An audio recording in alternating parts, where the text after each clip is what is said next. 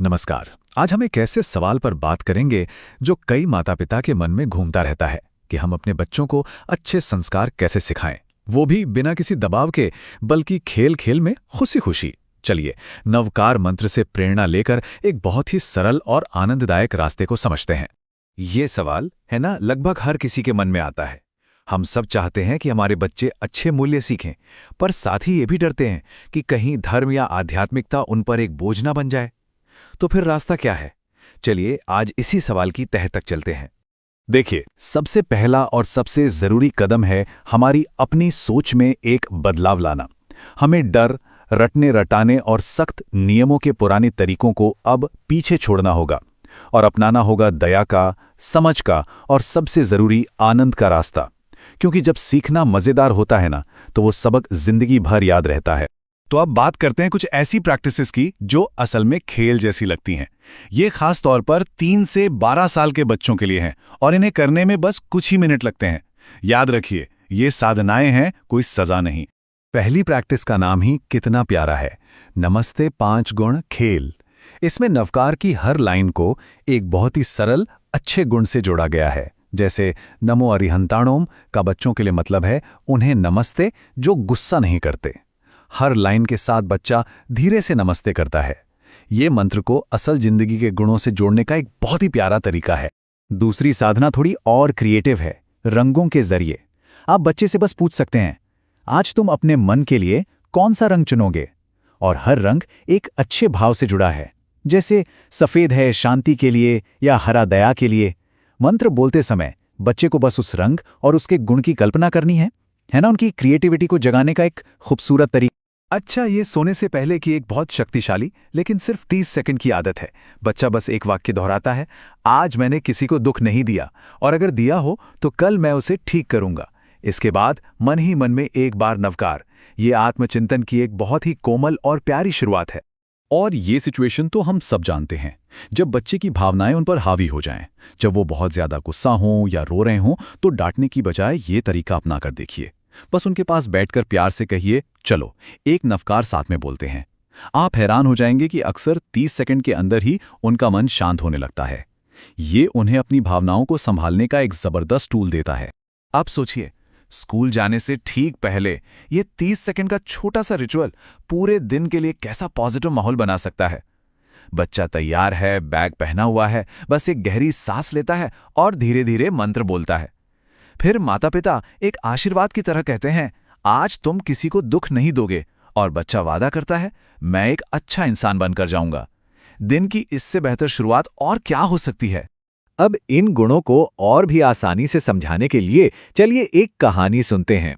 कहानी का नाम है 5 दीपों की कहानी, क्योंकि कहानियां बच्चों के दिमाग में नहीं, सीधे दिल में उतरती हैं। एक छोटे से गांव में आरव नाम का एक बहुत प्यारा बच्चा रहता था। उसे स्कूल जाना तो बहुत पसंद था, पर कभी कभी उसे दोस्तों पर बहुत गुस्सा आ जाता था और झगड़ा भी हो जाता था। तो एक दिन उसकी दादी ने उसे 5 दीपों की एक कहानी सुनाई। दादी ने बताया कि जब हम नवकार बोलते हैं तो हमारे अंदर ये 5 दिए एक एक करके जल उठते हैं।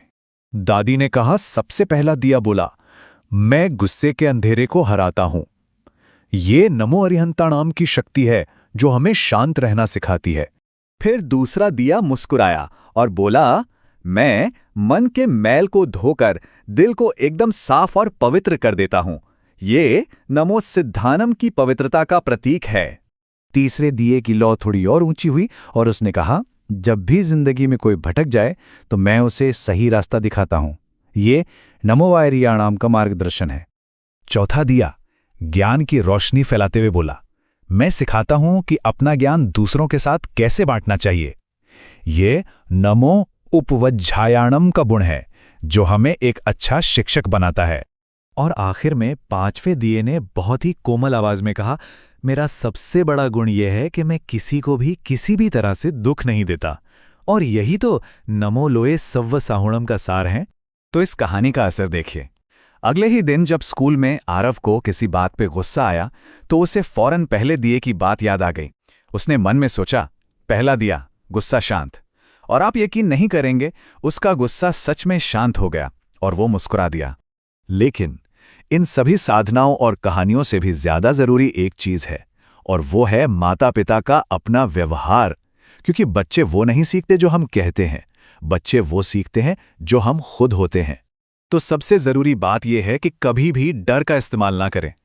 पाप लगेगा जैसी बातें बच्चों के कोमल मन पर बहुत गलत असर डालती हैं।